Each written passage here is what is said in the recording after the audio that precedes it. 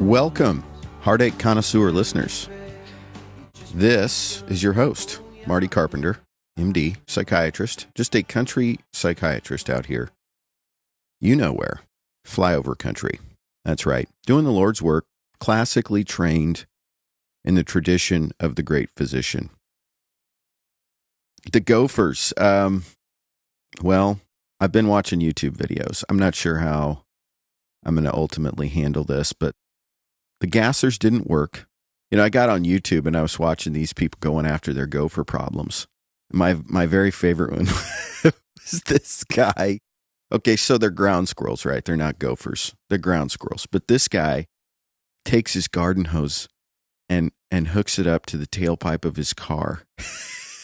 It sticks the other end down the hole and causes this mass extinction through carbon monoxide asphyxiation. And it worked, he says. He says it was really effective.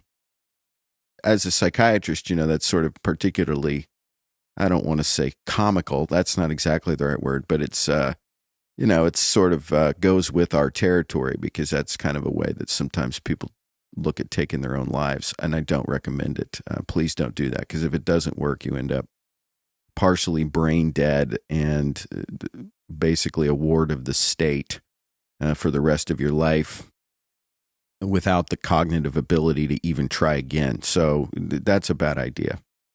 Anyway, I've been thinking about this concept of humility and why that's important and what it even is. I think when I look, partially, I guess this would be inspired by both my own life and experiencing what I might describe as life being this steady progress towards ever more humility. When I look out over society, to me, the politics and the finger pointing and all that has largely to do with the lack of humility. I love the imagery of the humble pie. I think it's something we don't really want to have to eat, you know, a piece of humble pie with a side of crow, you know. But I'm here to tell you that is in fact the opposite of the truth, that the humble pie is exactly the thing we ought to be sitting down to the table and indulging in. And that is what brings us deep, true satisfaction, is pursuing the course of humility and eating this wonderful, lovely blueberry, whatever, strawberry, cherry, humble pie set before you, made by grandma back home on the farm, homemade crust with a dollop of whipped cream harvested from the family dairy cow. Humble pie, baby. And so I think we're real hesitant to go for that. And I think also we sometimes think humility is a low view of oneself. And I don't actually think that's what it is. I think it's an accurate view of oneself. There's this book. Okay, so this guy, we don't know who he is. He was a monk in medieval times, and he wrote a classic called The Cloud of Unknowing. And he was kind of a mystic, contemplative type, evidently. But he writes a definition of humility here, and it made me laugh out loud when I read it. But I don't think he was trying to be funny. It is as follows: humility in itself is nothing but a true knowledge and feeling of oneself as one is. For certainly anyone who could truly see and feel himself as he is would be truly humble. Do you follow that? I mean, if we really knew who we were in relationship to the natural order of things, we wouldn't be having a lot of the debates we're having with each other and in our own minds. On one hand, we're an amazing machine. The human body is just insanely beautiful and complex and elegant in the ways that it functions, and it's a long way from being fully understood, and there's just a lot about it to really appreciate in terms of beauty. At the same time, we are dramatically lacking in our ability to really, truly figure things out. I talk to a lot of professors and scientists, and I've been through a lot of training that has put me in contact with professors and scientists and things like that. The attitude of the general average humanistic scientist is that, it's just a matter of time before we get this all figured out. And we already know so much, and all of the world's ills could be solved by reason and science and technology, and that pretty much everything that anybody believes that has anything to do with anything deeper than what can be measured with a device that's built by a human is fairy tales. That's kind of their attitude, a lot of them. Not all, but many. One of these guys in particular I'm thinking of, and I love this guy. He's become one of my favorite patients over time, and he's an older guy. But he typifies kind of the professor mentality. But man, his psychiatric illness is just kicking his butt. And I can never get him to do what I want him to do. I can never get him to stop doing what's bad for him.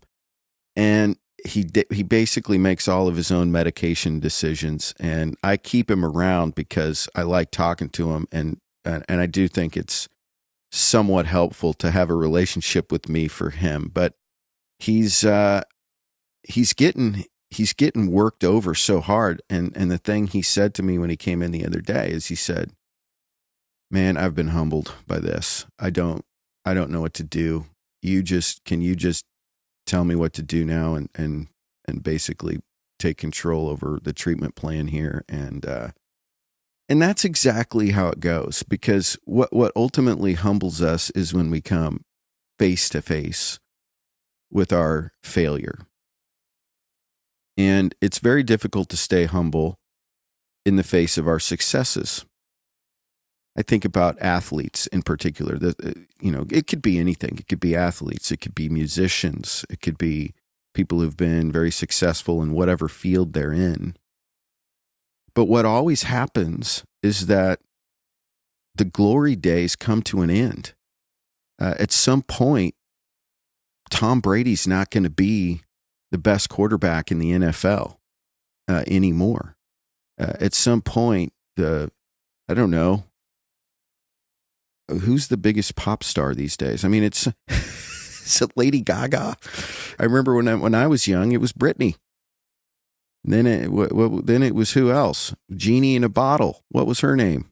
When I was a kid, it was Whitney. And then it was Mariah Carey.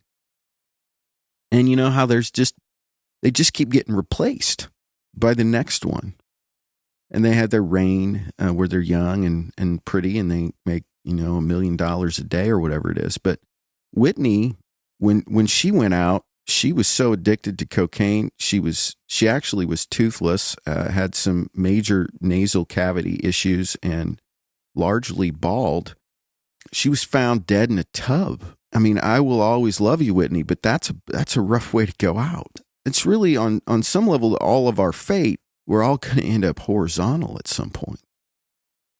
These people that have these lives that are built around a very special gift oftentimes find themselves having crashed hard when that gift no longer is the thing that defines them. And the problem there fundamentally is a lack of humility. It's a lack of understanding who we really are. Now, we are these amazing, elegant, beautiful creatures capable of throwing amazing passes, making amazing music, writing incredible books and stories, incredible acts of charity and love, but also violent torture, hatred, bloodshed, gas chambers, mass extinctions of various kinds, decimation of environment, nuclear holocaust. We do all of those things. We don't really get to separate ourselves out and go, well, I'm different. I'm not like those people. I wouldn't have pulled the lever on the gas chamber. Well, you know what? If you were born in the right time and place, yes, you would have. I wouldn't strap on the suicide bomb and walk into a building. Actually, probably you would. You would totally in a different time and place, and the right leaders and teachers got a hold of you at a young age. Yeah, but I never would have flown the plane over Hiroshima and Nagasaki and pushed the button that dropped the bomb that killed millions. Yeah, you know what? Those guys thought they were being heroes and they were following orders, and they were probably pretty likable. Just like some of the guys that worked in the concentration camps, they were probably pretty likable guys too. Well, I wouldn't own a slave. I would have known that was wrong. Would you? Because probably some of your ancestors did, and you would have too, had that been your culture. And you would have been a part of the problem, and you may still be part of the problem in ways that you're not fully aware of. So you want to be real careful about how you see yourself. You know, I'm not one of those gun-toting rednecks. I'm not pro-violence. Yeah, but have you ever considered the idea that needing to be right and using words to run down an entire group of people is in a way violent? Have you ever considered that?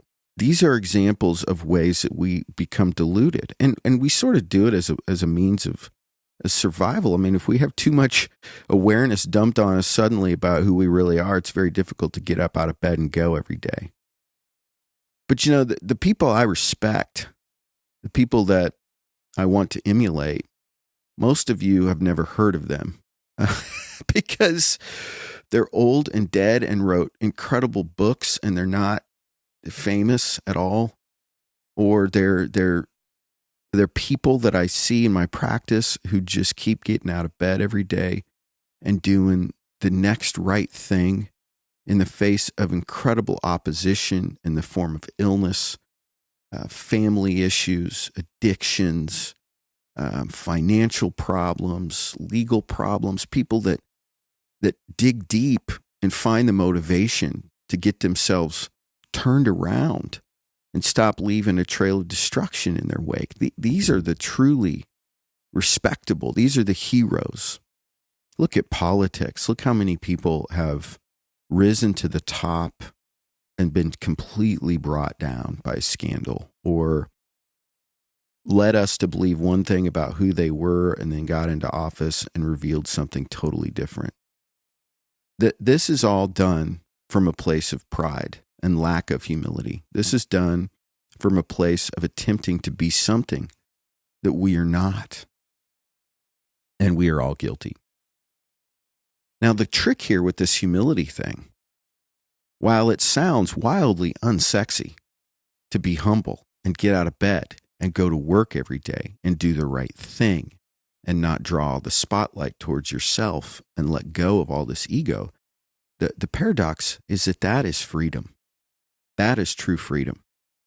Why is that? So it essentially boils down to that the truly humble have nothing to prove and nothing to protect. And do you know how much more energy you have if you stop trying to prove things and you stop trying to protect yourself and you just begin to join in with the current of life and just put one foot in front of the other and contribute, show up, become somebody who's dependable, somebody that you can count on, somebody that's happy to give others the credit, but take the deep satisfaction of knowing that they're part of the solution by the grace. There, but for the grace of God go I. That's it. When you get that, any success you've ever had, any wins, any accomplishments, any gifts, anything that brings you accolades, any of that, it was a gift to you. You are not a self-made man or a self-made woman. What an asinine thought that is. We don't get to decide what hand of cards we're dealt at birth. You may have gotten this card that makes you an amazing symphony violin player, and you're the star of the show and the Philharmonic or whatever it is. Well, yeah, you practiced a lot, but you were born into an environment that you didn't pick that fostered that gift. You were given certain genetic abilities that made it possible for you to develop that gift. But what you really did was you just showed up every day to practice, and you used what you were given. And we can all do that. And what really brings the freedom is that The proud rely on the outcome to bolster themselves, whereas the humble rely on the process to bring them joy. That's the difference. And so you stop worrying about how it's all going to turn out. Is my boss going to like this project here? What's going to happen? Am I going to get an A on the test? What if I don't get an A? Well, what if you just really took pleasure in the learning? I think back to my schooling, and it's like, if I could do it all over again, knowing what I know now, I would take so much more pleasure in the opportunity to get to learn about a wide range of really interesting things. Yeah, but Marty, you had to get all those grades if you're going to get into med school. Yeah, I know. But do you think it would be possible to still get really good grades and be enamored with the subject matter, as opposed to just using it as a means to an end? When we're proud, as opposed to humble, we use life as a means to an end. And then when the end that we imagine, the victory that we imagine, the triumph that we see ourselves having doesn't occur the way that we imagine it, we become resentful and we begin to blame whatever we imagine stood in our way, the circumstances that got in our way. Well, if it wasn't for my noisy roommate upstairs, I would have been able to study. If it wasn't for my girlfriend always wanting to hang out, I would have got better grades. If it wasn't for the temptation to go out all the time with my buddies, then I probably wouldn't have been hungover and I would have gotten to class.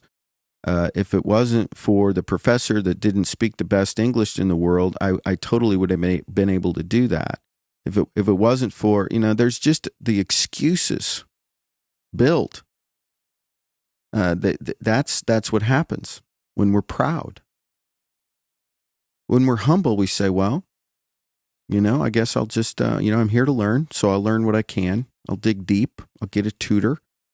When something's hard, I'll ask questions. I'll admit that I don't know everything. I'll be comfortable with the idea that somebody else in the class might be smarter than me, might be more naturally gifted.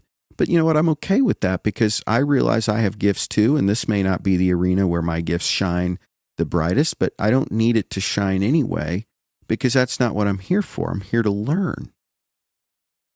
I'm here to grow intellectually. The proud become confused about what they're here for. And this is true. This is a microcosm of the entire human existence. What are we here for? The proud believe that we're here for a giant party for them. That's what they believe. The humble believe that we are here to serve at the pleasure of the King. And there's the truth, isn't it? And you know what? God fits this definition of humility. God fits this definition. This is what's so lovely and inviting about the King of the universe is that he is aware of himself as he is, which is what makes him fit this definition of humble. Humility in itself is nothing but a true knowledge and feeling of oneself as one is. For certainly anyone who could truly see and feel himself as he is would be truly humble. Does God see and feel himself as he truly is? Yeah, I think so. I think that goes along with omniscience, all-knowing. Does Jesus see himself as he truly is? Yeah, I think he does. So I don't know what you think about Jesus, and I don't even see myself as an evangelist here, but let's imagine for a second, because I think this is an amazing example, and it's one we've all heard about generally and kind of can use as a thought experiment. So let's imagine that Jesus is actually God made man. Let's imagine that he's God in the flesh, that he represents and has the power of God at his disposal and the autonomy to use it however he desires, okay? So you're God, right? You're sitting up there in heaven or wherever it is. You are present in the throne room, so to speak, Lord of all. ensconced in glory, experiencing the bliss of being a being of pure love, interacting with the creation that loves you back. That's what you do.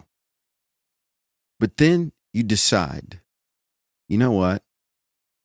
I'm going to send my son. I am, and then this mystery of the 3 in 1. So God, Jesus, sort of the same, sort of different. I'm going to go down there. I'm going to get up off the throne and I'm going to descend and live amongst these creatures. I'm going to be a baby. I'm going to crap my pants. I'm going to learn to walk. I'm going to toddle. I'm going to go through the process of growing up and all of the pain that comes with that. And then I'm going to just not do anything but serve. I'm going to give all of my time and my energy towards the ultimate goal of service and love to humanity in the form of healing, teaching, leading, working for justice, for the poor and the outcast, the widow and the orphan. Then I'm going to go ahead and willfully subject myself to beating, humiliation, mocking, insults, whips, spit, curses. I'm going to voluntarily subject myself to this. And the whole time, I'm God. The whole time, with the mere whiff of a thought of intention, I could vaporize the whole lot of them. I could display my power. I could be proud before them and show them who I am and show them the worms that they all are. Would we not all choose that? Wouldn't we? And they mocked him too. They're like, well, why don't you come down off the cross there, buddy? Why don't you just throw yourself off this building over here, says the devil. The Lord's going to come along and with his angels, swoop you up. No harm's going to come to you. And you see how this humility that he held on to and displayed was at the very, very roots of his sinlessness, that his sinlessness was intimately tied to this perfect humility. And that the minute he breaks with that, he sins. He's proud. It's about him. It's about showing somebody else up and punishing. But he never does it, not one time. Now, why is that? Why? It must be that he loves the people that are beating him and spitting on him. It must be that he loves the people who will benefit from what he's about to do. I can't think of another explanation. And then, after they kill him,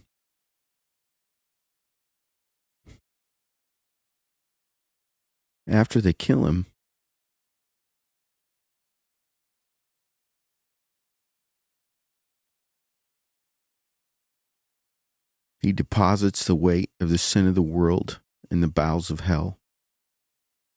And then he stands up on his feet and he comes out of the tomb and he presents himself to his friends. The same friends, many of whom stopped believing, who lost hope. And then he gives them some instructions, go love the world.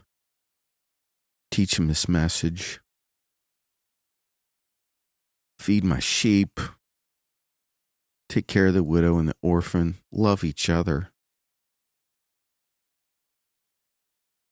I'll never leave you. I'll never abandon you. In fact, the power I have to stand up from the dead and ascend into heaven I will use to resurrect you. But I'm going to do it. I'm going to save you. Stop trying to do it yourselves. That's the pride. That's what gets you into trouble. You stay humble. Know who you really are. The definition of humble. Know that you are beloved by the King, that you are seen. You are valued. In spite of all of the things that you have done, thought, said, that have dishonored me, I choose to not convict you of that and allow you an opportunity to be in my presence. That's your job. Get ready to be in my presence. That's what it means to be humble. The ultimate goal of humility is to be prepared to sit before the very throne of God, where there is no more weeping, where all of the tears have been wiped away.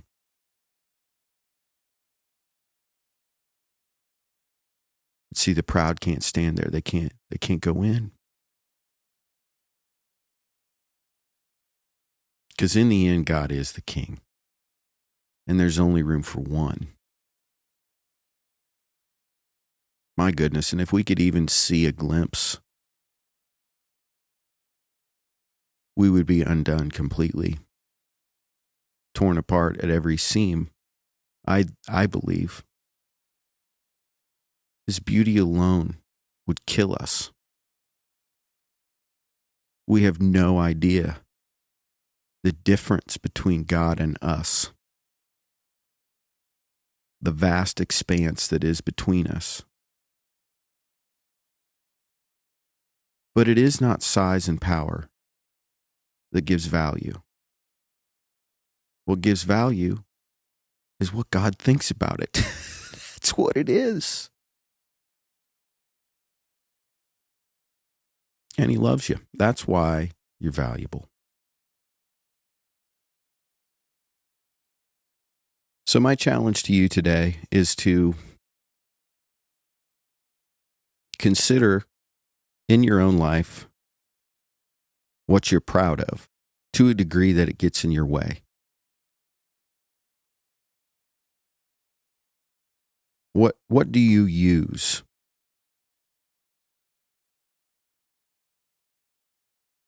What do you use to display to the world your value?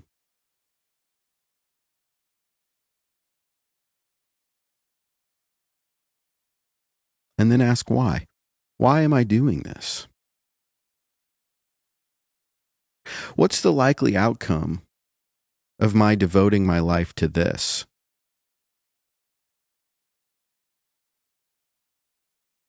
Is what I am pursuing getting me what I want? And what do I want? Do I want glory? Accolade? Material reward? Or do I want peace, connection, a sense of belonging? Do I want the loneliness to stop?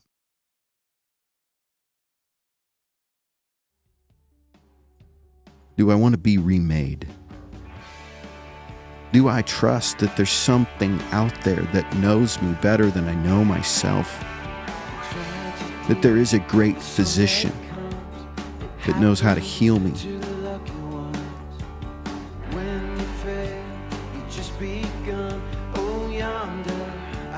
So take a big bite out of that humble pie. Eat all you can, like that scene out of Stand By Me. Just put your face right down in there and move it from side to side until you're nauseous. Oh, humble pie. Take a bite. Oh, knowing everything. Something puts us on.